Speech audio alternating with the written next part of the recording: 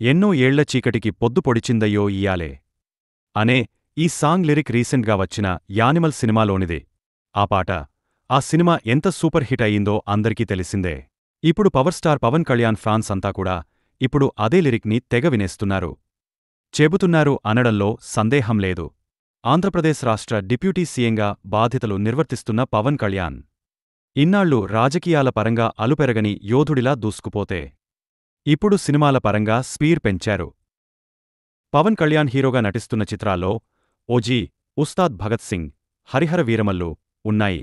ఎలక్షన్స్లోపు ఆ సినిమాలు కంప్లీట్ కాకపోవడం, ఆ తర్వాత కూటమి ప్రభుత్వం అధికారంలోకి రావడం చకచకా జరిగిపోయాయి. అయితే రీసెంట్గానే ఓజీ, హరిహర వీరమల్లు సినిమాలకు సంబంధించి షూటింగ్లో పాల్గొన్నారు. అయితే మధ్యలో పవన్ చిన్న కుమారుడు మార్క్ శంకర్కి సింగపూర్లో అగ్నిప్రమాదం జరగడంతో హుటాహుటిన అక్కడికి బయలుదేరి వెళ్లడం, 2 రోజులు అక్కడే ఉండడం, ఇండియాకి తిరిగి రావడం జరిగింది. దీంతో ఆ చిత్రాల షూటింగ్కి బ్రేక్ పడింది. అయితే తిరిగి మళ్లీ షూటింగ్స్లో పాల్గొంటున్న పవన్ ఇప్పటికే హరిహర వీరమల్లు సినిమాకు సంబంధించి తన వంతు కంప్లీట్ చేసేశారు.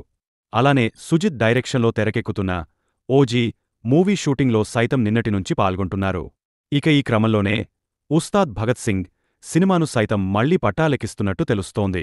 ఈ చిత్రంలో పవన్ సరసన శ్రీలీల హీరోయిన్గా నటిస్తుండగా రాక్ స్టార్ దేవిశ్రీ ప్రసాద్ ఈ చిత్రానికి సంగీతాన్ని అందిస్తున్నారు. మైత్రి మూవీ మేకర్స్ భారీ బడ్జెట్తో ప్రతిష్టాత్మకంగా ఈ చిత్రాన్ని నిర్మిస్తున్నారు. ఇన్ని రోజులు మిగిలిన సినిమాల గురించి ఒక అప్డేట్ అయిన ఇస్తున్నారు కానీ ఉస్తాద్ భగత్ సింగ్ గురించి ఏ అప్డేట్ రావడం లేదు. దీంతో ఈ సినిమా ఆగిపోయిందని వార్తలు వచ్చాయి. కానీ ఇప్పుడు వీటన్నింటికీ చెక్ పెడుతూ మూవీ షూటింగ్ మళ్లీ కొద్ది రోజుల్లోనే ప్రారంభం కానున్నట్టు తెలుస్తోంది. తాజాగా ఈ మూవీకి సంబంధించి ప్రీ ప్రొడక్షన్ పనులను వేగవంతం చేశాడట హరీష్ శంకర్.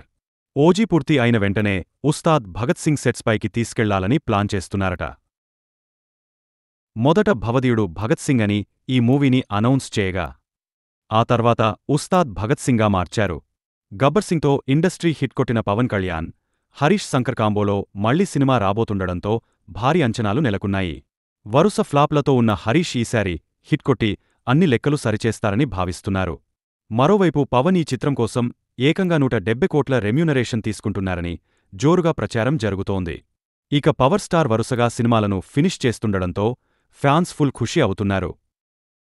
మరిన్ని సినిమా విశేషాల కోసం మా ఛానల్ని సబ్స్క్రైబ్ చేయండి.